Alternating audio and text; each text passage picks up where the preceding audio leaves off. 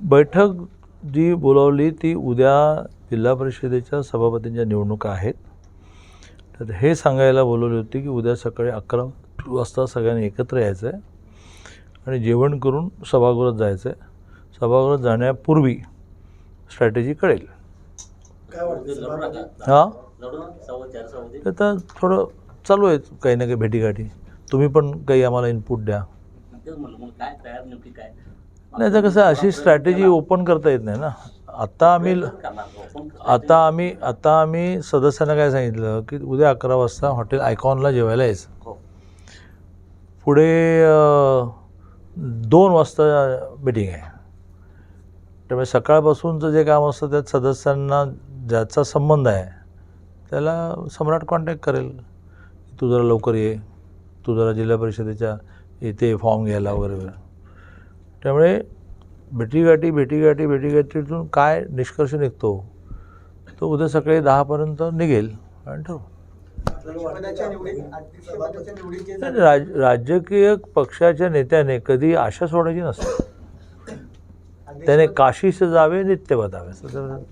अध्यक्षपदाच्या निवडीत जे झालं त्याच्यापेक्षा वेगळं घडेल उद्या होऊ शकतं ना. असं आहे की 19ला भाजपचं सरकार आलं नाही, 22ला आलं ना.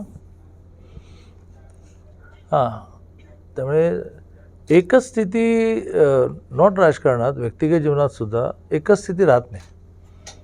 आपल्याला काही कारणाने बिझनेसमध्ये फटका बसतो, नेटाने सगळं कुटुंब कामाला लागतं आणि एवढं. आता नाव इथे घेत नाही, परंतु एक तुम्हा सगळ्यांना माहिती असणारं नाव आहे की ज्याने आत्महत्या करायची ठरवलं. पण आज तुमचे डोळे चमकतील इतका व्यवसाय त्याचा वाढला. त्यामुळे राजकारणात एक जिल्हा परिषदेचा अध्यक्ष हरल्यामुळे काय होतं, सभापतीमध्ये काही चमत्कार करू. पण असा मी दावा करत नाही. याचं कारण भेटीगाठी चालू आहे. हा, पिक्चर बी बाकी आहे असं म्हणूया. चला, गॅसचा अजून भरपूर प्रॉब्लेम चालू आहे, अजूनही रांगा दिसतात.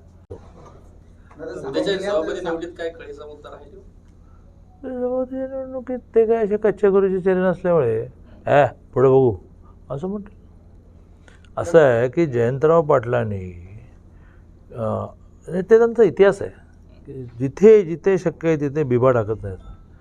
तसं त्यांनी त्या सुहासबाबांनी त्याच्यामध्ये टाकला आणि मग तो ते ताकदीने निभावणार ना. त्याला सांगणार ना मी आहे की तू काय काळजी करतो. तर कायदा सगळ्यांना समान. बरोबर ना, जयंतरावांचा स्वभाव आहे की नाही. गेल्या वेळी जसं बोलले जयंत पाटीलांनी की लोकशाही मराठी ऐका, पहा, जागरूक रहा.